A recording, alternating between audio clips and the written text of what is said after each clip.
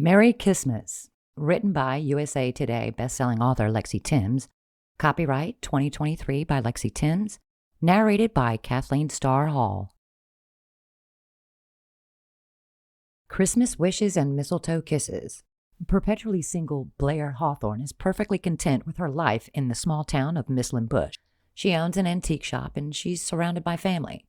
Too bad that family is pressuring her to find a husband, or at the very least a significant other, before she faces yet another holiday season unattached. Making matters worse, Mislin Bush is crazy about holiday romance, especially in light of the local custom of hanging up mistletoe in every corner of the town. In Mislin Bush, couples kissing under the mistletoe isn't just tradition, it's town pride. When a handsome stranger arrives unexpectedly, Blair is determined to resist not only his charm, but the mistletoe. Despite her growing attraction to him, she's in no mood for romance, not even during the most wonderful time of year. Colson Bennett might have roots in Mislin Bush, but he's a hotshot executive from the city. Small-town life is a change of pace for him. But an even bigger change of pace?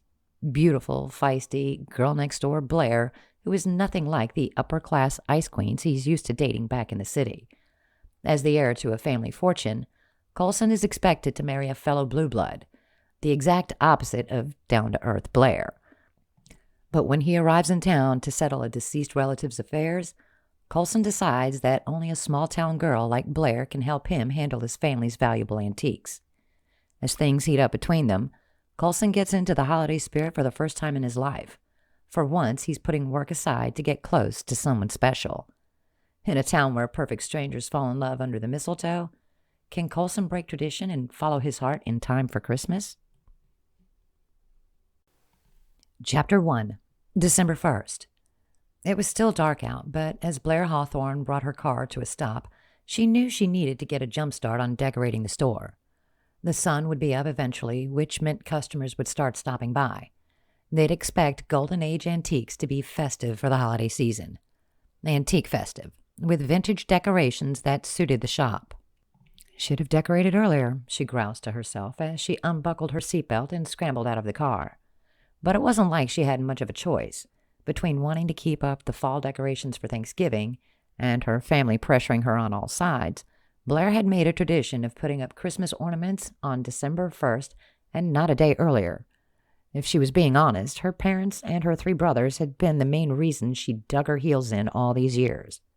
Unfortunately, she was beginning to regret sticking to her guns because she was currently up way earlier than usual, and now that she was popping the trunk open, the heap of cardboard boxes seemed extra daunting. Yawning loudly, Blair rubbed the sleep from her eyes, then stretched her arms over her head to prep for the annual hauling of Christmas decor. She grabbed the biggest box, deciding to get one of the tougher tasks out of the way first. She'd deal with the absolute toughest task, getting the Christmas tree that was tied to the top of her car once all the boxes were inside the store. A gust of wind blew in, the blast so cold that she felt the sting of it on her exposed skin, mostly her cheeks and forehead. Quickly, she pulled her cap down lower, wishing she'd worn some kind of protective eyewear. Blinking the stinging tears away, she waited for the wind to die down and then retrieved the largest of the boxes. When she was satisfied that she had a good grip on the box, Blair began to carefully round the car, then stepped onto the sidewalk. The dreadful chill in the air remained, and she exhaled puffs of condensation as she tried to catch her breath on the labored walk up to the storefront. Balancing the heavy box in her arms was even more strenuous than she remembered. Why did she always seem to forget how difficult it was to decorate the store? This was going to be her 5th year decorating, and yet she'd forgotten what a pain in the neck this could be. Literally and figuratively. Thankfully, it hadn't rained or snowed lately, so the ground was at least dry enough for her to walk on without slipping. Once she got to the front door, she struggled to balance the box using one hand while she fumbled for her keys with the other. The moment she got the door open, Blair pushed her way inside to escape the worst of the cold. She breathed a sigh of relief as she set the box down on the front counter. Her workday hadn't even started, yet she was already weary from the cold and spending the past half hour searching for the right fir at the local Christmas tree farm. Blair felt a pang of guilt over the rush of negative feelings. The farm had done her a favor letting her in early, so she ought to be grateful. Still, she couldn't help feeling like she was under siege. It wasn't that she hated decorating. Far from it, in fact. After all, Blair loved any excuse to display antiques, even the ones that weren't for sale. Especially the lovely glass ornaments she had wrapped with newspaper and painstakingly arranged into boxes. Decorating was a tradition she truly enjoyed once she got going. What she didn't enjoy was decorating all by herself due to the pressure from friends and family. They were the reason she put off decorating for as long as possible, and also the reason why she insisted on decorating the store all alone. Because when she did the decorating on her terms, they didn't get the chance to pressure her about her dating life or push her into marriage. Husband hunting seemed to be the only topic anybody wanted to discuss, and her family was even more obsessed with the topic this time of year. And it was getting worse as she approached 30. Blair was 29 now. Hardly over the hill, but old enough for her family to point out that she was the only one of her siblings who was still single. All of her brothers were either in long-term relationships or happily married. Plus, both of her divorced parents were dating. Mom was traveling the world with her new beau, and her father had a steady girlfriend. Blair was the odd one out. To make matters worse, most of her family still lived right here in Mislin Bush, the town that seemed hell-bent on cultivating Christmas romances, because her hometown had a reputation for encouraging holiday love. Not only was Mislin Bush the name of the town, it was also another name for mistletoe. And locals hung mistletoe everywhere, indoors, outdoors, above door frames, in their cars, on top of Christmas trees. Some men would even pin sprigs of mistletoe onto their lapels. There was no escaping the shrub, nor the giddy expectations to kiss when people found themselves under it. Not to mention the tradition that stated that the couples that kissed beneath the mistletoe would end up in long-term relationships, or more drastically, married.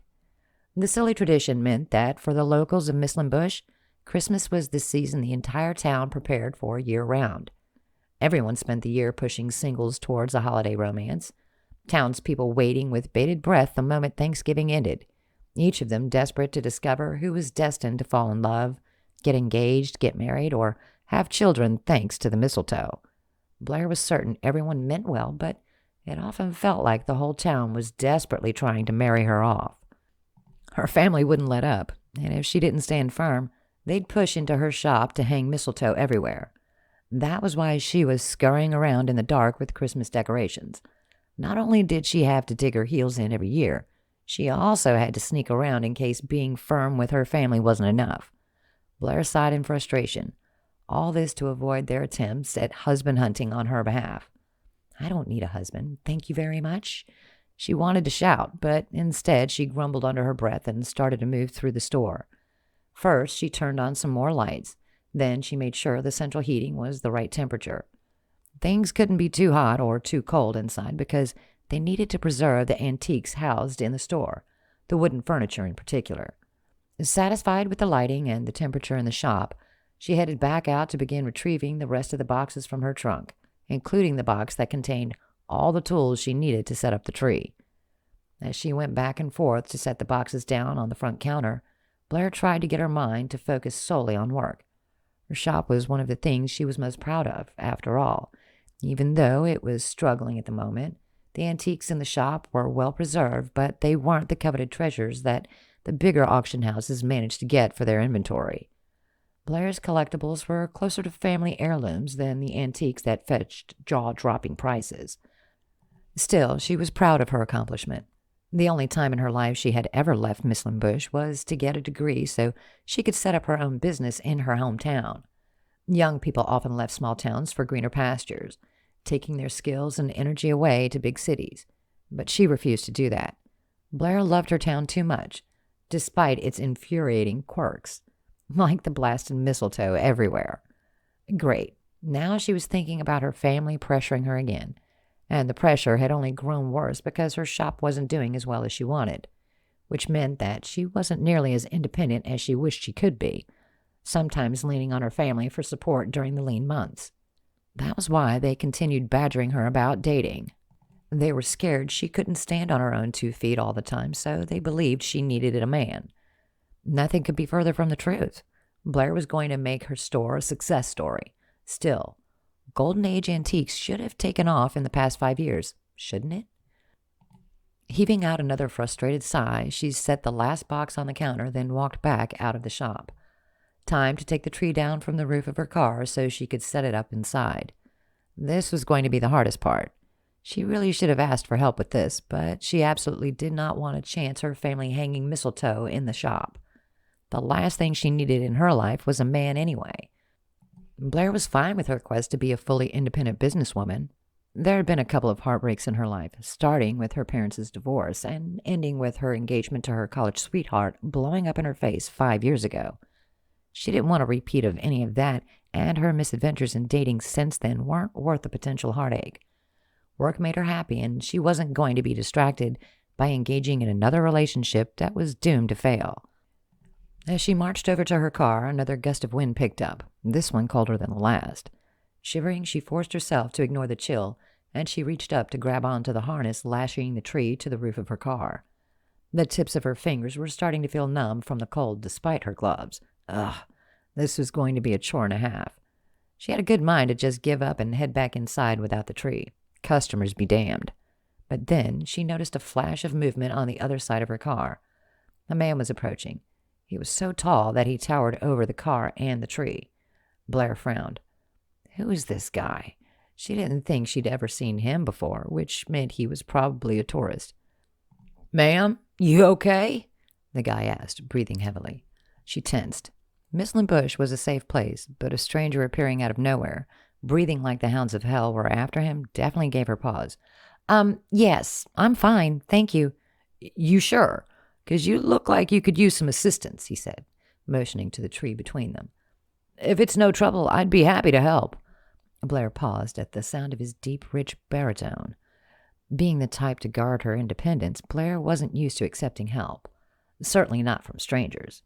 But when she opened her mouth to respond, it was then she realized that the newcomer was handsome. Incredibly handsome. And she was staring. A handsome face is no reason to accept an offer, she scolded herself. Blair really ought to send the man on his way. But he was so arresting that she was momentarily at a loss for words. Even in the unnatural glow of the streetlights, she could tell that he was painfully gorgeous. Not only was he tall, he possessed a strong, square jaw and a sensuous mouth that made her forget what she'd been thinking. Plus, there were those wavy locks that curled over his forehead, the black crest of hair offsetting brilliant green eyes. And right now, those breathtaking eyes of his were staring right at the tree.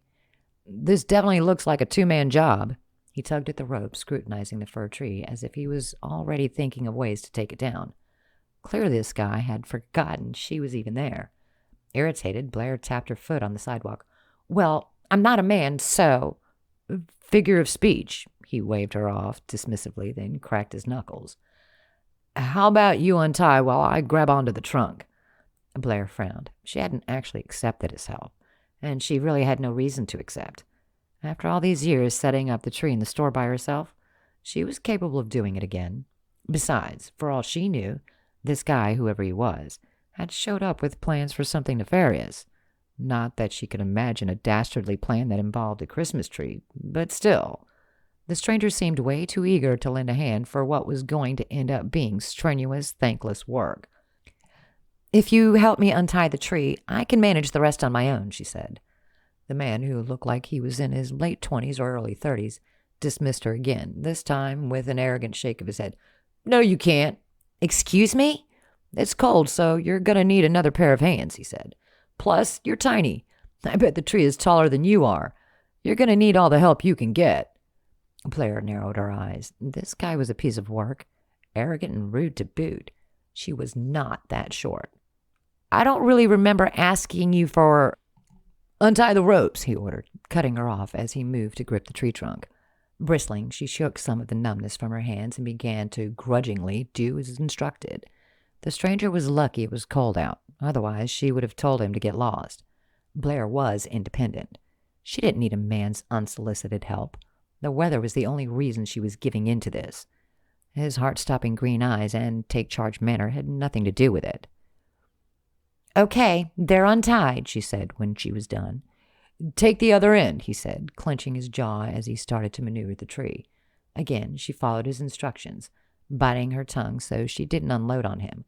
Just because he'd been acting like a jerk didn't mean she had to forget her manners. She'd keep her thoughts to herself. Together, they managed to get the tree down from the car roof, each of them holding on to one end of the tree. Though she hated to admit that the tree was pretty heavy, it was also wrapped in netting, which made hoisting the fur around a little bit easier. At least she'd be able to take it from here. "Thanks for your help," she said in a polite tone that subtly indicated he was being dismissed. "We're not done," he said with a grunt, seemingly obviously. "We can walk the tree over to... That's your store, right?" She looked over her shoulder, the glance reminding her of how far away the store's front door seemed now that she had to carry a heavy Christmas tree. "Yes, it's my store, which is why I can handle this." "Two-man job, remember?" His breathing was even more labored than it had been earlier, except he didn't look the least bit fatigued. If anything, he appeared to be full of energy and eager to continue. "You need me." The last line made her face flush, which was ridiculous because that was clearly not how he meant it. If she had any sense, she'd dismiss him now before she got all tongue-tied and said something stupid. Blair groaned inwardly. What was wrong with her? A few minutes with a good-looking man and already her mind was turning into pudding. Maybe she'd been out of the dating pool for too long. That must explain the reason she was this close to drooling over a guy who had overstayed his welcome. Seeing that he was just as out of breath as she was signaled that there was no point arguing with him. However, he'd already exerted himself, and she probably did need some help here. Best to get this over with. Common sense and pride be damned. "All right, fine," she relented through gritted teeth. Somehow she managed to walk backwards to the storefront and then heaved the door open for them to carry the tree inside, where it was considerably warmer than the dropping temperature outdoors. "Now what?" he asked as she guided them to the far wall at the side where she had already set down some wrapping paper to protect the floor from water and needles falling off the tree. "I'll have to cut off the netting and put the tree in its stand," she explained. "I'll support the tree while you do that." He began to maneuver the tree until it was standing upright, handling the fur as if it weighed nothing at all. Again, there was no point in telling him that she'd take it from here, especially since every year she'd done this on her own had been a struggle. It was no surprise that Blair had managed to destroy a few branches over the years. The stranger's helping hand could be worth it. Nodding, she said, "Right, I'll go grab some scissors." She went off to get the sharpest scissors in the store, then returned to carefully cut the netting. Once the netting was off, they worked together to shake out the foliage. Blair hadn't actually explained that was what the tree needed, and he hadn't asked to do it, which should have annoyed her, but for some reason it didn't. Probably because as they shook the tree out, her hand bumped against his accidentally. "Sorry," she said quickly, blushing at the brief contact. The fleeting touch singed her. Bands of heat spiraled up her arm. He gave a non-committal grunt, and she thought that was all. A momentary touch that would soon be forgotten. Surely the heat that flared would fade away as quickly as it had come. Like a final ember in a fire that was certain to die down. But suddenly they both shoved their hands into the foliage to straighten everything, and she found her fingers entwined with his against the branches. Blair drew her hand back as fast as she could. By contrast, the stranger was slow to move his hand away, acting as if the touch didn't matter much to him. Didn't affect him the way it did her. Of course it wouldn't. She was the one who was touch-starved thanks to her nearly non-existent love life. The barest brush of hands threatened to make her come undone. But a guy like him wasn't going to feel a spark from a chaste, accidental touch. He probably hadn't even noticed. Meanwhile, she was blushing like a schoolgirl. Neither of them spoke much for the longest time as Blair worked to put the fur into its tree stand. It was only when she got the tree standing upright in its proper place that she awkwardly said, "Thanks again for your help." Help that she hadn't actually stated that she wanted. Despite her hesitance to take him up on his offer, however, the newcomer had pushed his way into her store with a combination of charm and aggressive insistence. Not to mention he'd seemed utterly oblivious to her annoyance at some of his unnecessary comments. At least the hard work was over and done now, so she could politely dismiss him and avoid feeling too guilty about taking up more of his time. "Yeah, no problem," he said, shoving his hands into his pockets as he looked around the shop. With the stranger distracted, Blair took the opportunity to give him a sidelong glance and size him up. He was broad-shouldered with a perfectly upright posture that made him seem huge in the cramped environment of the store. He was also dressed in running gear, a thermal running jacket, cargo sweatpants, heavy-duty gloves, smartwatch, and running shoes. That explained why he'd been breathing so heavily. The stranger wasn't a weirdo. He'd just been out on an early morning run. From the looks of that toned body, he liked to stay in shape. No wonder he'd been able to carry the tree with ease, despite his labored breathing. Usually, it's best to give the tree a chance to breathe before putting ornaments on it, so I can handle the decorations later, she said, hinting that she was equipped to take care of the rest on her own. You take in old junk and stuff? He asked, abruptly changing the subject as he continued to survey her store. Old junk? Her antiques were not old junk. They weren't just trash to be discarded. Each piece meant something, not just to the original owners, but to its creators. Real craftsmanship had gone into making each item, and considering most had been made 100 years ago, that manual labor was a feat, something to be admired, not looked down on with barely contained disdain, because she could see the arrogant dismissal in his eyes as he focused his gaze on her. It's not junk. You really should show more respect for our town's history, she said tersely. So much for her keeping her thoughts to herself. He arched an eyebrow. All this junk stuff was made here in town? Yes. A lot of the furniture and artwork were locally crafted in Mislin Bush or the surrounding towns, she responded, barely suppressing a frown. These pieces might not be the pricey stuff you see in museums, but there's real history in this store. 100 years' worth of history. His green eyes met hers. They were so astonishing that she gasped at the sight of them. The lighting had an effect on his eyes that transfixed her. From pale wintergreen to dark pine, they seemed to be every shade of green imaginable, depending on the way the light hit them. What time do you guys typically open? He asked. Another abrupt change in subject. 9 o'clock, she replied. He glanced down at his watch. Whoa, you're here early. It's not even 6 in the morning. I need to get a head start on the decorations, she explained, some of her animus receding. Maybe he had been a little insulting earlier, but he'd also helped her out, which was the neighborly thing to do despite how pushy he'd been about it. And I've made headway, thanks to you. Don't mention it, he paused. Still, kind of a lot of time to waste on a struggling business. The animus returned. It took a lot of willpower to bite her tongue. Blair narrowed her eyes at him. It's not... Anyway, be seeing you, he said, interrupting her yet again. Before she could retort anything, the stranger swaggered out of the room, leaving her to stare after him in disbelief.